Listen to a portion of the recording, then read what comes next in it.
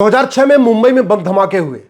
उन बम धमाकों में 189 लोग मारे गए, 189, 800 लोग घायल हुए। ट्रायल चला, ट्रायल कोर्ट ने 12 लोगों को फांसी दिया और मुंबई हाई कोर्ट ने उन 12 को बरी कर दिया सबूत के अभाव में। इसका मतलब यह हुआ या तो ट्रायल कोर्ट के जज साहब नासमझ थे या तो मुंबई हाई कोर्ट के जज साहब नासमझ हैं। मुझे समझ में नहीं आ रहा है, इस संविधान में हाई कोर्ट के माननीय जजों को अनलिमिटेड पावर दिया हुआ है। एक बार इनको बरी करने के पहले इनका narco polygraph brain mapping test क्यों नहीं करवा लिया? इतनी संविधान ने शक्ति दिया है हाई कोर्ट के माननीय जजेस को कि वो कह सकते हैं कि मैं इन 12 आरोपियों का narco polygraph brain mapping test अपने सामने कराना चाहता हूं।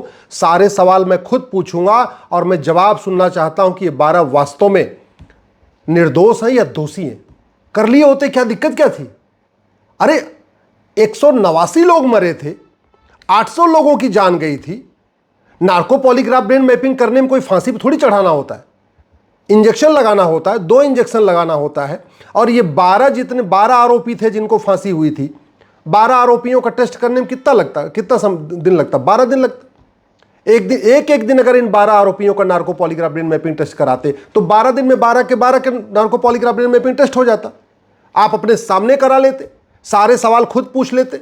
चलो पुलिस के ऊपर भरोसा नहीं, राज्य सरकार के ऊपर भरोसा नहीं, जांच एजेंसी पे नहीं भरोसा, तो खुद ही अपने सेटिस्फेक्शन के लिए टेस्ट करा लेते और कराने के बाद सोचते कि वास्तव में पुलिस ने जांच सही किया कि नहीं सही किया, ट्रायल कोर्ट ने जो फांसी दिया था वो सही दिया कि नहीं दिया। लेकिन नहीं, ये सब नहीं करना। Narco polygraph brain mapping test करने से आतंकवादियों के मानवाधिकार का हनन हो जाएगा। Narco polygraph brain mapping test करने से जिन 12 जिहादियों ने बम धमाके किए, 7 बम धमाके किए थे जिसमें 800 लोग घायल हुए, 189 लोग मारे गए, उनका ह्यूमन राइट वायलेट हो जाएगा। ये जो 800 लोग घायल हुए, इनका कोई ह्यूमन राइट नहीं है क्या? 189 लोग जो मर गए, उनका परिवार बर्बाद हो गया, उनका कोई ह्यूमन राइट नहीं है क्या? सारा ह्यूमन राइट आतंकवादियों का, अलगाववादियों का, जिहादियों का, हत्यारों का, भ्रष्टाचारियों का ही है। आसमान टूट पड़ेगा अगर narco polygraph brain mapping test हो जाएगा। इसलिए मैं आप लोगों से कह रहा हूं, आवाज उठाइए, इस सड़ी हुई न्यायिक व्यवस्था के खिलाफ आवाज उठाइए, जस्टिस विद इन ईयर लागू करिए। और मैं गारंटी के साथ कहता हूं 6 महीने के अंदर मुकदमों का फैसला होना शुरू हो जाएगा यदि police charter, judicial charter, administrative charter, citizen charter लागू कर दिया जाए, झूठ को गंभीर अपराध घोषित कर दिया जाए और झूठ पकड़ने के लिए नार्को पॉलीग्राफ ब्रेन मैपिंग कानून बना दिया जाए। ये जो 1984 में सिखों का नरसंहार जिन लोगों ने किया था, 2025 में भी ट्रायल चल रहा है, 41 साल बीत चुके हैं, अभी भी ट्रायल चल रहा है, जिरा हो रही है, बयान हो रहे हैं। क्यों? क्योंकि न्यायिक व्यवस्था सड़ चुकी है, कानून महाघटिया है। ये 1984 में जिन लोगों ने सिख भाइयों को मारा था, अगर हमारे पास नार्को पॉलीग्राफ ब्रेन मैपिंग कानून होता तो 1985 तक इनको सजा हो चुकी होती। और जो करोड़ों रुपए इनके जांच पे खर्च हो रहे हैं, जिरह पे खर्च हो रहे हैं, पुलिस को वेतन देना पड़ रहा है, सरकारी वकील को फीस देना पड़ रहा है, ये करोड़ों रुपए बच गया होता। नार्को पॉलीग्राफ ब्रेन मैपिंग कानून होता तो 1990 में जिन लोगों ने कश्मीर में नरसंहार किया था उनको 1991 में 1 साल के अंदर फांसी हो चुकी होती। ये जो करोड़ों रुपए बच जाता जो पुलिस के ऊपर खर्च हुआ है, सरकारी वकीलों के ऊपर खर्च हुआ है, फीस देने के ऊपर खर्च हुआ है। 1990 में एक आतंकवादी ने 4 हमारे सेना के जवानों को मारा था, टीबी पे एडमिट किया, हमने मारा था, बाद में प्रधानमंत्री से भी आके मिला था, एक समय मनमोहन सिंह जी से भी आके मिला था। नार्को पॉलीग्राफ ब्रेन मैपिंग कानून होता तो 1991 में उसको भी फांसी हो जाती। और जो उसको आज बिरयानी खिलाने पे पिछले 35 साल में करोड़ों रुपए खर्च हो गए हैं, सरकारी वकील के ऊपर करोड़ों रुपए खर्च हो रहे हैं, ये नहीं होते।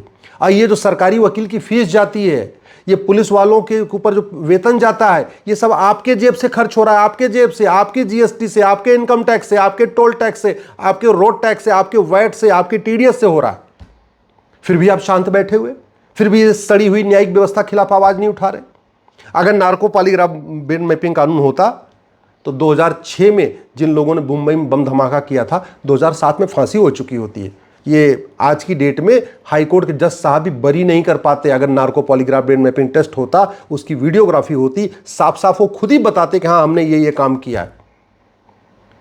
पता नहीं क्यों नहीं कानून बना रहे, किसको बचा रहे? आतंकवादियों के मानवाधिकार कितनी चिंता, जिहादियों के मानवाधिकार कितनी चिंता, और भारत में रह रहे आम जनता के मानवाधिकार की कोई चिंता नहीं। कितने लोग अब तक मारे जा चुके। कन्हैयालाल की हत्या हुई थी, उदयपुर फाइल भी बन रही है, लेकिन कन्हैयालाल के हत्यारों को फांसी नहीं हुई। क्यों? नार्को पॉलीग्राफ ब्रेन मैपिंग कानून नहीं है। राजू की हत्या हुई, कृष्णा की हत्या हुई, शिवम की हत्या हुई, बादल की हत्या हुई, नीलेश की हत्या हुई, कमलेश तिवारी की 2012 में हत्या हुई थी, याद है आपको? लखनऊ में आके घर में घुस के गला काट के मार के गए थे। वीडियो है, उसका फुटेज है, मारने वालों ने खुद ही वीडियो बनाया था। आज तक कुछ नहीं हुआ। 2012 में हत्या हुई थी। झूठ बोलना गंभीर अपराध होता, नार्को पॉलीग्राफ ब्रेन मैपिंग कानून होता, police reform, judicial reform, administrative reform किया होता, तो आज तक इन कमलेश तिवारी के हत्यारों को भी फांसी हो गई होती, और ये कृष्णा, शिवम, बादल, नीलेश के हत्यारों को भी फांसी हो गई होती। गंगाराम, डॉक्टर नारंग, रतनलाल, अभिजीत, रामलिंगम, रिंकू शर्मा, ध्रुव त्यागी, चंदन गुप्ता बेचारा तिरंगा यात्रा निकाला था, तिरंगा यात्रा में उसको गोली मार दिया, भीड़ के सामने गोली मारा। अभी केवल गवाहों के बयान हो रहे हैं, अभी केवल जिरा हो रही है, अभी पूछताछ हो रही है। हट, सड़ी हुई कानून व्यवस्था। क्यों नहीं इसके ऊपर आप लोग बोलते? क्यों नहीं कहते भैया पुलिस रिफॉर्म करो, जुडिशियल रिफॉर्म करो, एडमिनिस्ट्रेटिव रिफॉर्म करो, झूठ को गंभीर अपराध घोषित करो? क्यों नहीं कहते नार्को पॉलीग्राफ ब्रेन मैपिंग कानून बनाओ? बंधु प्रकाश, रचित जाटव, अंकित शर्मा, दिलवर नेगी, किशन भरवाड़, अंकित सक्सेना दिल्ली में गला रेत के मारा था पकड़ के सामने, लेकिन कुछ हुआ नहीं। क्यों? क्योंकि न पुलिस रिफॉर्म हुआ, न जुडिशियल रिफॉर्म हुआ, न एडमिनिस्ट्रेटिव रिफॉर्म हुआ, न सिटीजन चार्टर लागू किया, न पुलिस चार्टर लागू किया, न झूठ को गंभीर अपराध घोषित किया, न नार्को पॉलीग्राफ ब्रेन मैपिंग कानून बनाया। ऐसे ही हजारों की संख्या में हमारे बेटे मारे जा चुके हैं और मारे जा रहे हैं। कन्हैयालाल की हत्या हुई थी, अभी कल जयपुर में एक और हत्या हो गई। ऐसे ही 14 चाकू मारा है छाती पे चढ़ के। लोगों की जान इतनी सस्ती हो चुकी, 1 लाख रुपए में किसी की हत्या करवा दो, 1 लाख रुपए में किसी के खिलाफ झूठा FIR करवा दो, 1 लाख रुपए में किसी के खिलाफ झूठी जांच करवा दो, 1 लाख रुपए में 10 झूठे गवाह खड़े कर लो। हम झूठ को गंभीर अपराध घोषित क्यों नहीं कर रहे हैं? झूठी शिकायत, झूठी जांच, झूठी गवाही को सीरियस क्राइम क्यों नहीं डिक्लेयर कर रहे हैं? अल्टीमेटली छूट रहे हैं, झूठी गवाही के दम पे छूट रहे हैं। और झूठी गवाही चूंकि अपराध नहीं है, तो लोग 10-10 हज़ार रुपए के लेके, 20-20 हज़ार रुपए लेके, 50 हज़ार रुपए की झूठी गवाही दे रहे हैं। कितने हमारी बेटियां, 1000 बेटियां पर डे लफ्ज़-ए-हाथ का शिकार हो रही हैं। साल में 3.5 लाख बेटियां लफ्ज़-ए-हाथ का शिकार हो रही हैं, और टोटल 5 लाख बहन बेटियां गायब हो रही हैं। अभी अलीगढ़ में 97 बेटियां हमारी गायब हो गई हैं, 97।